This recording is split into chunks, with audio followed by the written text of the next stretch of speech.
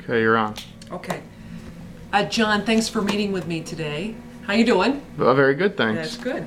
You remember when we talked many times before, we talked about the findings that I came up with by looking at your policy and comparing it to what your needs are.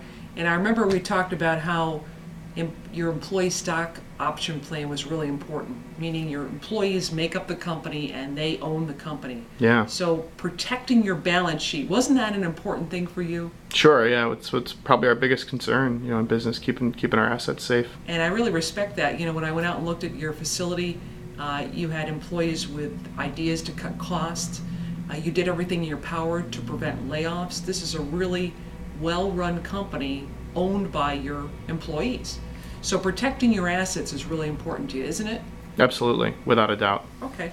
What I did was I took this schedule of different types of findings, gaps, or enhancements to your program.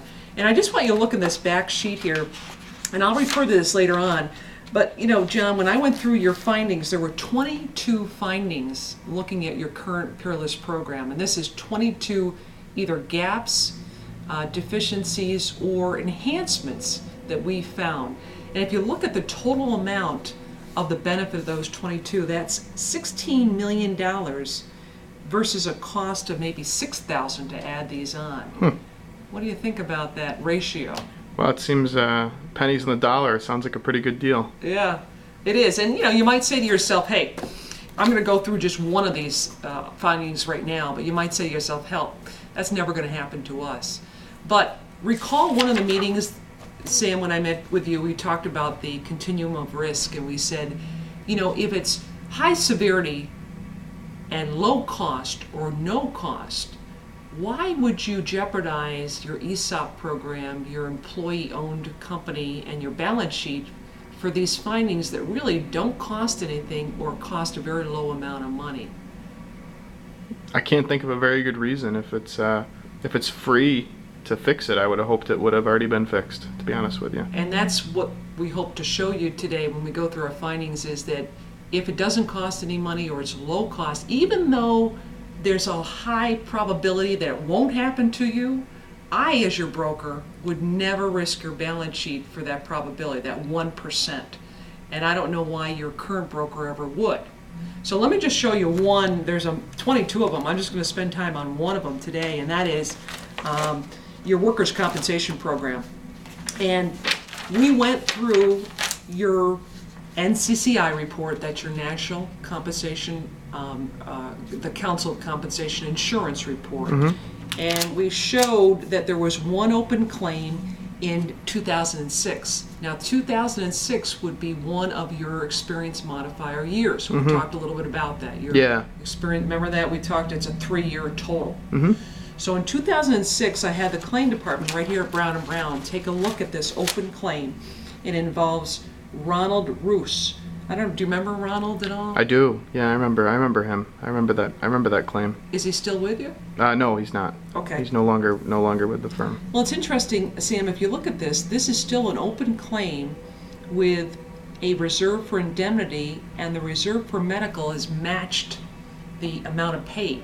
So that tells us, that tells our claim department, he's not treating anymore, and he's no longer working with you, with your company. So why is this still open?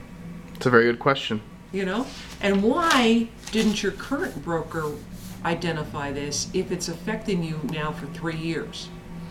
And I want to give you my analogy because I love it. You were talking about your daughter now is owning her own house. And do you have a credit card, Sam? I do, yeah. You do? Well, let's say you had a credit card and you paid off your interest for a whole year. And then later on you get a bill in the mail showing interest rate not only for that year, but for a prior year as well. And let's say it's not even your credit card. Let's say it's your daughter's. You're talking about your daughter getting married, has a new house, is concerned about expenses and things like that. How would that make you feel if you're trying to help your daughter? Well, I don't know. I think I'd be pretty upset. Yeah. I'd be pretty upset, to be honest with you. Well, that's exactly what happened here. If we were your broker and identified that open claim and had it closed, back in the years when it really would have started to affect your mod, we estimated, if you take a look at what I did, I went back and re-estimated your experience modifier, taking that one claim out, and it went from a 0.87 to a 0.85. And that equates to about $1,500 for 1 year. Now again, you got to multiply that times 3 years. So now you're getting more towards $7,000, $6,000, right? If you take the multiplier for 3 years. Yeah. And you might think, that's a mistake. My broker, Delmonico, made a mistake.